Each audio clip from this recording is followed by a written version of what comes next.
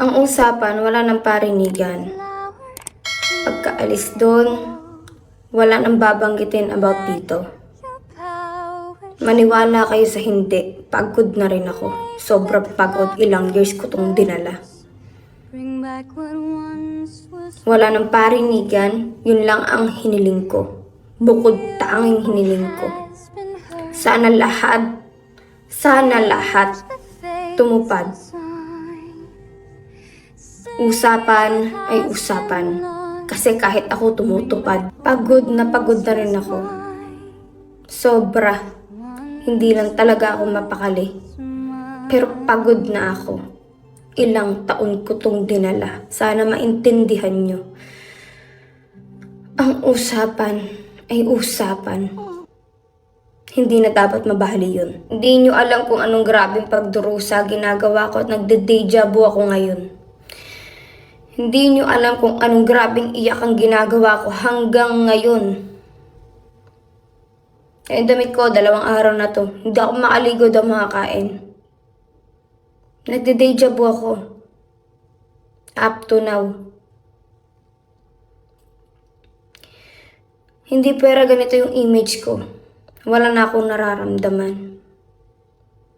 Please lang, kung manggagaling sa fans, hayaan na natin. Pero kung sa atin, tayo mismo, wag na. Tama na. Wag nyo na rin idiin si Shelene. Please lang. Yun lang naman ang pinakausap ko bago ko umalis. Please lang, tumupad kayo.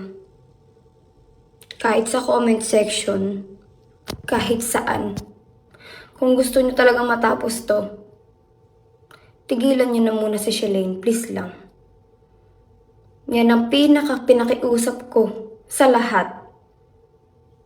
Huwag nyo nang dikdikin yung tao. Ultimo ako, kailangan ko na ng social media detox. Huwag nyo nang pagtulong-tulungan si Shelene sa comment section. Bata lang yan. Bata lang yan. Nagigets ko kung galing sa fans.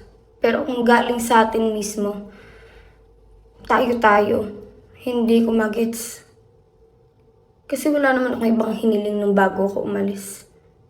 Yun lang hiniling ko. Nakalayo ako ngayon sa cellphone. Sa totoo lang, nakalayo ako. Halos wala akong kinakausap sa messenger. Mga tumatawag lang sa akin na nasasagot ko.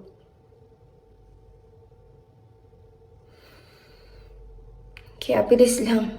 Hanggang ngayon kasi, may nakakarating pa rin. Please lang. Please tigilan natin yung bata. Kasi that is someone's daughter. Tigilan na natin yung bata. Hayaan na natin siya. Wag nang pagtulong-tulungan. Wag na. Tama na. Hindi ko alam kung paano pakiusap pag gagawin niyo ko sa inyo, pero tama na. Don't need no one to tell me how to